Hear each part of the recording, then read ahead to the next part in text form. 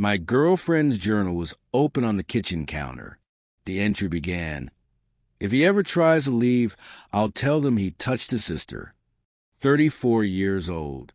Writing this from a hotel room that smells like antiseptic and regret. It's 3:17 a.m. The city lights outside are blurry, not from rain, but from a kind of hollow exhaustion. The sort where your body has run out of adrenaline and is now just running on fumes of disbelief. It feels like I spent the last 2 months deconstructing a person I loved, only to find a stranger built from secrets and tripwires at the center. Her name was Isabel. We met at a charity run 2.5 years ago. She tripped on a curb. I caught her. She had painted her hair. She'd been volunteering on a mural project earlier that day.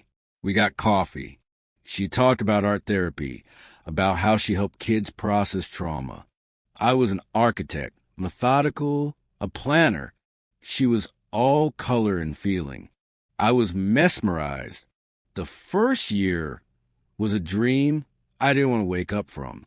She filled my orderly, blueprint world with spontaneity. Picnics on weeknights, impulsive road trips, a closet full of my clothes now sprinkled with her vibrant scarves. We moved in together after 10 months. She painted an accent wall, in our living room a deep, warm terracotta. "It's a grounding color," she said, "for our home. I bought a ring 8 months ago. It's been sitting in my office safe, a heavy little secret of my own. Then, 2 months ago, I came home early from a site inspection. She was out at her weekly volunteer session. There on the counter was her leather-bound journal, splayed open beside a half-drunk cup of tea. I wasn't a snoop. I believed in privacy fiercely. But the page was open, and my name leaped out at me. It wasn't a love note. The entry was dated 3 days prior. The anxiety is paralyzing. The thought of him leaving, I can't breathe. I need a guarantee, a fail-safe. If he ever tries to leave, I'll tell him he touched his sister, Katie, when she was a teenager. I'll say he confessed it to me during a night of guilt. I'll say that's the real reason he and his family are strained. They'll believe me. Who wouldn't believe a crisis counselor? I have to make sure he never can. The floor dropped out from under me. My sister, Katie, and I had a falling out 4 years ago over a failed business venture we'd attempted together. It was messy, financial, deeply painful, and we were only just beginning to tentatively reconcile. Isabel knew every detail. She'd been my confidant, holding me while I cried about the loss of that relationship. She'd reframed it all, weaponized my deepest familial pain into a tool of pure annihilation. I felt physically sick. I took a photo of the page with my phone, my hands trembling so badly it took 3 tries. I then closed the journal exactly as it was. I walked out of the apartment, got in my car, and drove aimlessly for an hour before pulling into my older cousin Ben's driveway. Ben isn't a lawyer, but he's a project manager for a huge corporate firm. He understands systems, liability, and covering your ass. I showed him the photo. His face went grim. "You are in a war you didn't enlist for," he said quietly. "This is nuclear. You need a lawyer yesterday. But first, you need evidence that can't be disputed." I called the first recommended attorney from a list Ben found. I got a voicemail. It was after hours. Panic was starting to set in, a cold, metallic taste in my mouth. I did the only thing I could think to do. I went to an electronics store and bought 2 small, discreet Wi-Fi-enabled cameras. I researched on the drive home. My state was a one-party consent state for audio recording if you were a participant in the conversation. But video in your own home, in common areas, was legal. I focused on that. I installed 1 camera in the living room, nestled on a bookshelf facing the main seating area. The other I placed in the kitchen, on top of a cabinet, with a view of the entryway and the kitchen counter. I activated them, connected them to a new, separate cloud account, and tested the feeds from my phone. It felt disgusting, violating, like I was poisoning my own home. But the words from that journal page kept flashing behind my eyes. He touched his sister. Isabel came home at 7 p.m., humming, carrying groceries. Hey, you're home early. I got stuff of that pasta you like. Her smile was radiant, genuine. The disconnect was terrifying. How many layers did this woman have? Yeah. Site wrap-up went faster than expected. I said, forcing normalcy. I helped her put groceries away. My heart was hammering against my ribs. We made dinner together. She talked about a breakthrough one of the kids at the center had. I nodded, smiled, died a little inside. After dinner, we sat on the couch. My phone was in my pocket, connected to the camera feed. Recording. Isabel, I started, my voice carefully neutral. I've been thinking I might need to go visit my parents for a week or so. Just some stuff with my dad's health. It was a test. A lie. My dad was fine. Her smile didn't fade, but it changed. It solidified like wet plaster setting. Oh, what's going on with him? Her tone was light, but her eyes were laser-focused. Just some tests. Routine, but my mom's worried. I should be there. She snuggled closer, putting her head on my shoulder. Of course. Family is everything. But a whole week? She drew lazy circles on my chest. You'll miss me. I will, but it's important. She was silent for a long moment. Then softly, almost inaudibly, she said, You're not thinking of leaving me, are you? The air left the room. Why would you say that? She sat up, looked at me, her eyes now wide and shimmering with unshed tears. I don't know. A feeling. The thought of you not being here. It makes me feel crazy. You know about my abandonment issues. You know what it does to me. This was a reference to stories she'd told of her childhood, being shuffled between relatives. It's just a week, Isabel. Promise me, she whispered, gripping my arm. Promise me you're not looking for a way out. Because if you're lying to me, people get hurt when they lie to me. My ex, he learned that. She'd never spoken in detail about an ex before. What happened with your ex? I asked, keeping my voice calm. She leaned back, the vulnerable look evaporating, replaced by something cool and assessing. He tried to ghost me, to just disappear. It was cruel, so I had to make sure everyone knew what kind of man he really was. A liar, a manipulator. It's a public service, really. She said it plainly, as if discussing the weather. Then she smiled again, the warm, loving smile returning. But you're not like him. You'd never do that to me, right? The cameras got it all. The shift in demeanor, the veiled threat, the chilling calm of her confession. Right, I said. I went to my parents the next day. I actually checked into the antiseptic-smelling hotel. My lawyer, a sharp, no-nonsense woman named Linda Gould, returned my call. I met her in her office, showed her the journal photo and the video clip. This is a Tarasoff situation, she said immediately. A duty to warn. But the threat isn't to your physical safety. It's to your reputation, your family, your liberty. It's arguably more dangerous. We need to get ahead of this. We file for a protective order first. We use this evidence. But we need more. Does she have a therapist? Isabel did. She saw someone every other week for her anxiety. The therapist is bound by confidentiality. But if Isabel has made threats in her sessions, the therapist may have a duty to act. However, we can't rely on that. Linda laid out a plan. Document everything. Secure all financial accounts. Change passwords. Get a statement from my sister, preemptively, about our actual falling out. And do not, under any circumstances, be alone with her again. The cameras were a good instinct. Keep them on. I spent the next 3 days in the hotel. A ghost. I told my parents and my sister a sanitized version. Isabel and I are having serious problems. She's making threats. I need space, and I need you to be careful what you say to her. Katie, to her credit, immediately wrote and notarized a detailed account of our business dispute, with bank records and old emails to corroborate. Then the call came.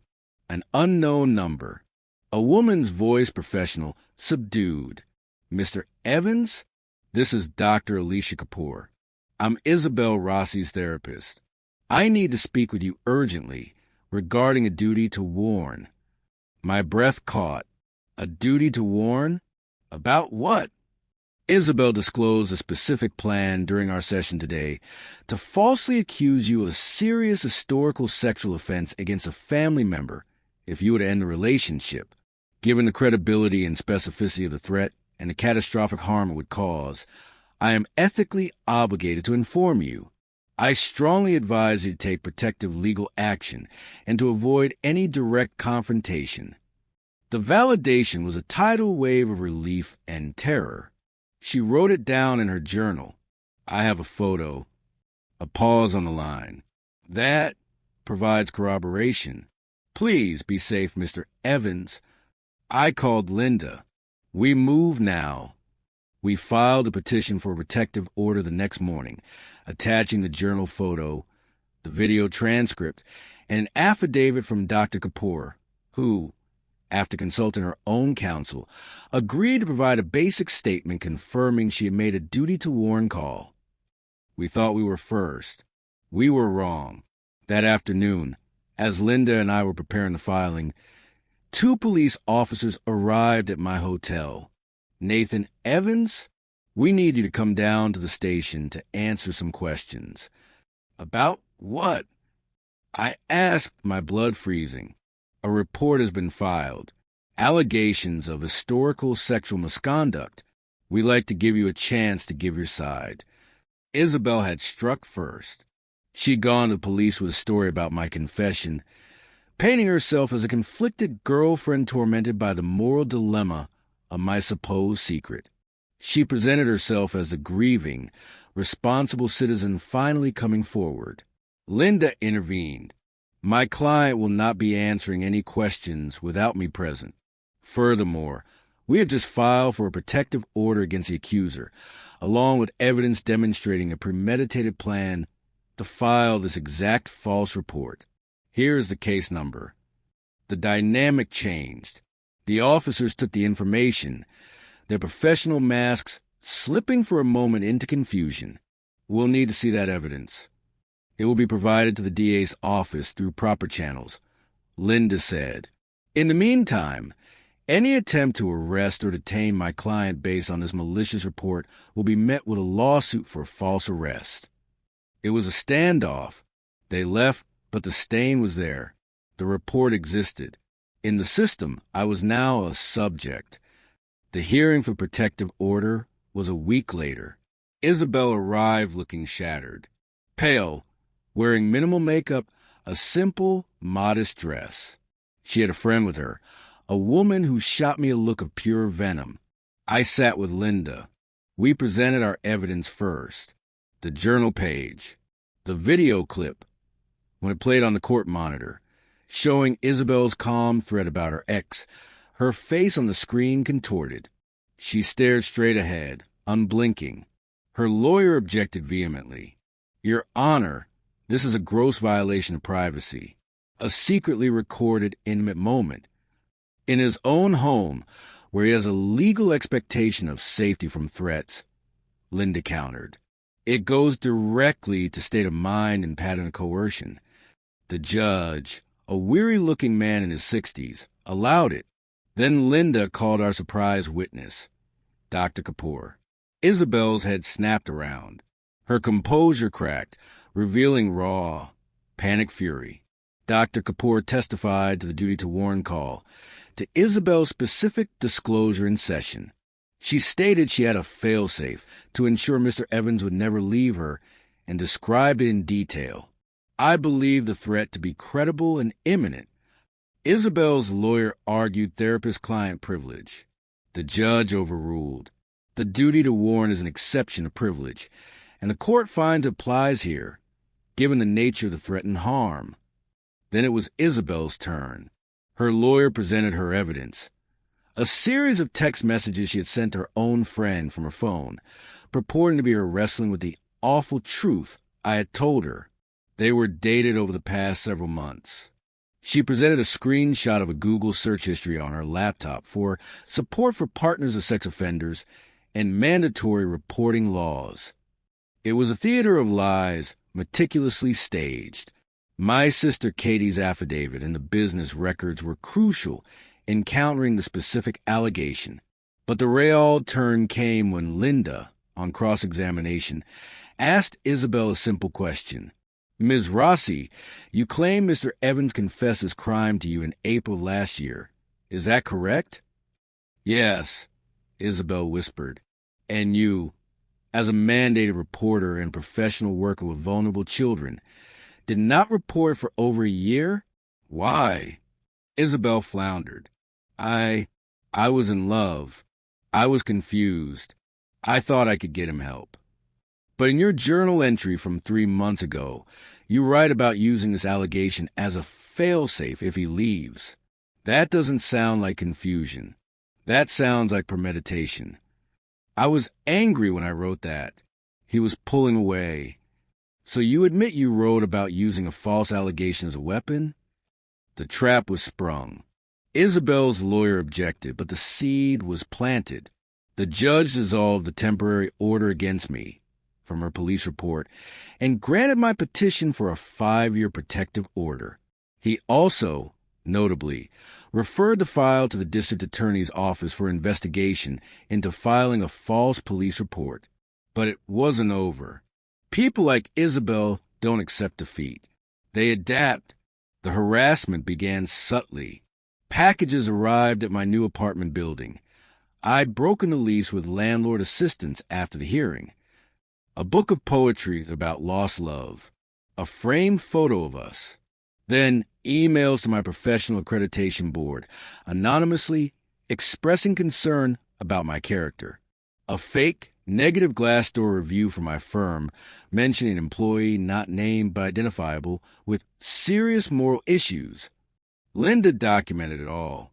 Each was a potential violation of the protective order, but they were just barely indirect enough to be tricky. Then she targeted my family. She called my mother, sobbing, saying she found old letters from my grandmother among my things and wanted to return them. My mother, following instructions, said, mail them to Nathan's lawyer. Isabel showed up at my sister's workplace instead, letters in hand. Katie called security. That was a direct violation. We filed a report. The police were now more interested. The initial false report allegation was gaining traction, and now there were new violations. A detective was assigned. One night, my doorbell camera alerted me. It was 2 a.m. Isabel was standing outside my apartment door, just staring at the camera. She didn't ring again. She stood there for 10 minutes in the eerie green glow of the night vision, then placed a single dried flower from our old terracotta-walled living room on the doormat and left. The footage was chilling. The detective, a woman named Reyes, called me in. We've been doing some digging, she said. Your ex's name triggered something. We ran it through a wider database. She slid a file toward me. She did this before. Different state. 5 years ago. Different name. Her maiden name. Similar pattern. The allegation was different.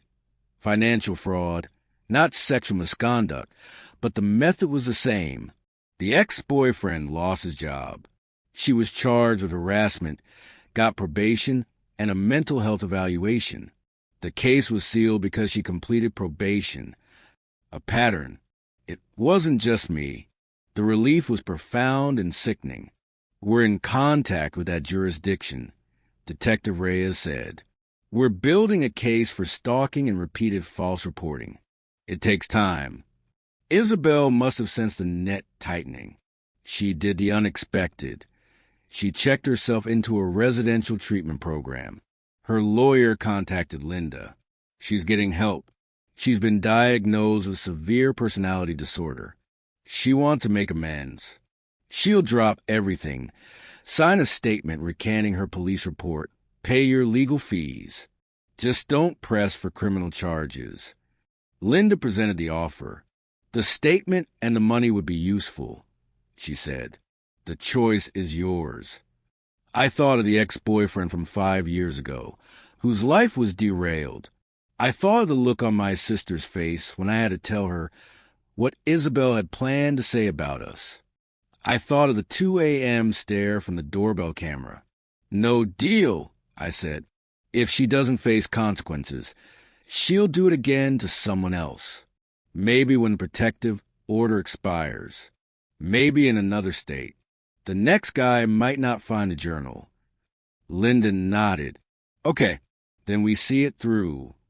The criminal case proceeded slowly.